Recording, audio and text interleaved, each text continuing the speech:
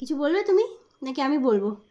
তোমার চ্যানেলে তো সারাক্ষণ আমি কথা বলি, যেহেতু তুমি তো কথা বলতে পারো না। আর কয়েকটা মাস আছে, কয়েক মাস পরেই তো তোমার হ্যাপি বার্থডে। কয়েক মাস না, আর এক মাস কি, মার্চেই ওর বার্থডে। তো ওকে মার্চ মাসে আনা হয়েছিল, মানে এপ্রিল মার্চের শেষের দিকে। তখন ও একদম এইটুকু ছিল, ছোট্ট।